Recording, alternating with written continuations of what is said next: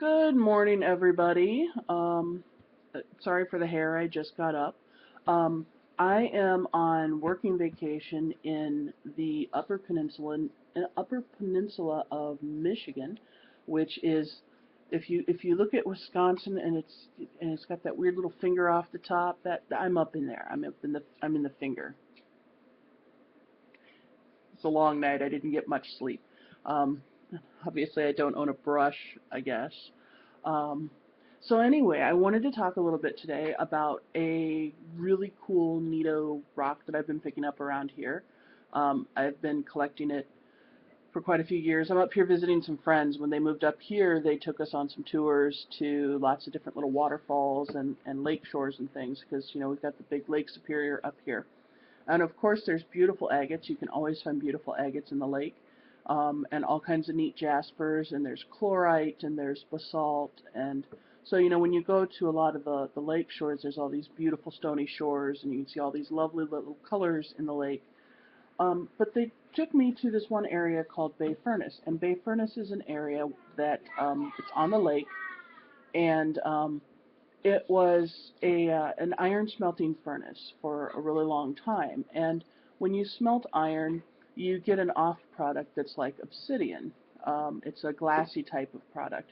And it comes in different colors like purples and greens and grays, and it's sort of murky, translucent. But the beach is just littered with it. You can go and just kind of pick around on the beach and find it, and it's real pretty. And like yesterday when we were at the beach, there were little girls that were picking up and, oh look, we've got amethyst. Oh look, we've got jade. And I'm like, haha, you got trash. Haha. But it was really cute because kids in their imagination and when they don't know what they're grabbing, and it was cute. But it is real pretty when you get it under the water and you've got the sun sparkling on it. It's just gorgeous. So I wanted to show you a couple of pieces as best I can. Um, so this is a purple and white one that's got some really nice banding to it. And for those of you that are local or for those of you who are interested, I will have lots and lots of slag for sale at the shop for a really pretty low price because, you know, it's it's free to me. Um, I'll probably just do a couple of bucks per piece for like the bigger pieces. Here's a nice purple one, but you see how shiny it is. You can't really get the colors on it here because I don't have them all backlit or anything. But they come in pretty good sized chunks. I mean, look how big that chunk is. That's a nice little purple and white. You can even see some of them still have some rust staining in them from bits of iron left over. This one even has a little bit of iron in it in its pocket. But it's gorgeous stuff, and it comes real tiny like your thumbnail, or it comes like I like this size piece. I'm kind of a fan of these guys. This is a greeny looking one. And some of them have some really neat shaping to them. See? That's kind of neat. I got a couple of bigger ones. This is a green one as well. And I like when they get these really neat, smooth pockets in them.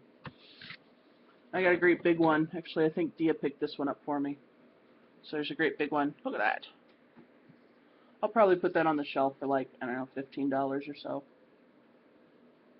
The littler ones that I was showing you at first, those will probably go for about a buck a piece. So I pick up all this great slag, so what? So what's the deal with it? Um, Slag is a nice stone. I mean, it's not quite a man-made stone. It's an off-product of man-made materials. But for those of you who know me and know the way that I work, um, sorry, I'm squinting at you. I haven't had coffee yet.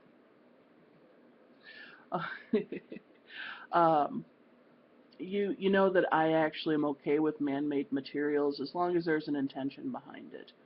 And as long as the purposes for the crystal that you're using coincide with the man-made purpose or the man-made process.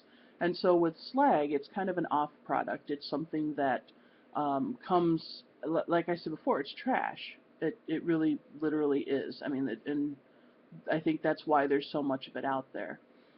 Um, Slag metaphysically can be used as a device to help you get rid of the trash in your life. This can be physical trash, this can be emotional trash, It's the things that are in your life that don't serve any purpose and actually end up just taking up space. They take up precious space. They could be used for things that are so much better and so much more beneficial to you and to your life. Um, you know, I don't differentiate when I use slag. I don't differentiate between the colors, but you could very well do so. You could look at using green slag for assisting you in removing trash from your physical life, which could be like, you know, outdated clothes that you don't wear anymore, donate them to people who need them. Um, in my case, it would be plates. I have a thing about dishes. My husband would love it if I'd get rid of 5 or 6 sets of dishes. Um, and that I should even be able to say that I have that many dishes that I could get rid of is pretty sad. Uh, and then the purple ones, you can use those for getting rid of more of the spiritual things in your life that don't serve purposes anymore, which would be like outdated notions. It would maybe even be relationships with people that are very one-sided or are very vampiric, where they take a lot of energy from you that they're not really due. Um, so that's what I use slag for. A few of the other things that I'm going to be doing while I'm up here, just to kind of tell you a little bit about it, and then next week we'll get back to whatever our regularly scheduled program is, if we had one. Um, we're going to be doing today. I'm doing a crystal workshop with a student of my friends, and it's really just going to be a couple of hours of intensive where he gets to sit down and look at my crystal collection and pick my brain, and we'll just play crystals for a couple of hours. Tomorrow night I'm doing what's called an ancestor stick ritual, and so what this is I am handing off the ancestor stick that the religious community my husband and I used to be in charge of, and I'm handing it into a new community for its care and well keeping and feeding and so what the ancestor stick is it's a stick that we started probably about maybe about 9 years ago, maybe 8 years ago, um, where we would sit around. I think I may have mentioned this before. I don't know if I did or not. We sit around and around the time of Samhain or Halloween, and we talk about our ancestors, and everybody gets to tell a story about an ancestor. And those ancestors can consist of people from the way back, from the old country. It can consist of people that you identify with that may share cultural background with you. Um, it can be people that you actually knew that have passed. Some people actually used animals as ancestors because they are so very close to the animals that were in their lives. I even had one person tell a story about an ancestor that was a life-size stuffed mannequin that her mother would put out during one of the holidays, and she had a name and a purpose and everything, and it was really neat. And so her childhood revolved around this little mannequin, or this full-sized mannequin, and what it was doing and thinking and saying and watching, and a little bit like Elf on the Shelf.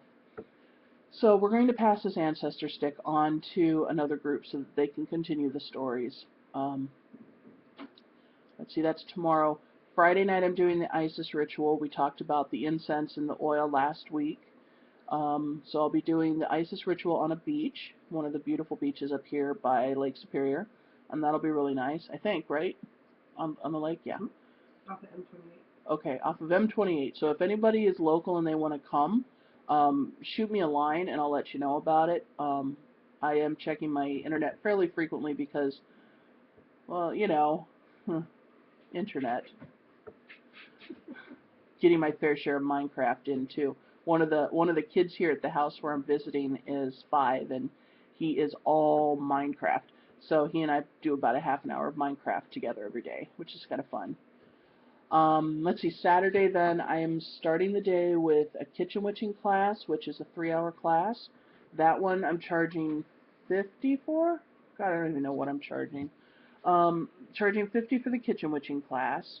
After lunch, because we'll have a potluck lunch together, after lunch I am doing a spiritual mask making class, which is a class where we will be discussing the masks that we put on in our lives, um, the masks that we create that either show our ideal selves or help us to see kind of who it is that we really are or really desire to be. So I'll be doing a spiritual mask making class after lunch. That is about $40. And then after dinner, I'm doing a crystal salon, which is a $10 a head salon. And during that time, what we will do is I'll have some tea out and some little cookies and treats out and other divinatory tools that people can play with.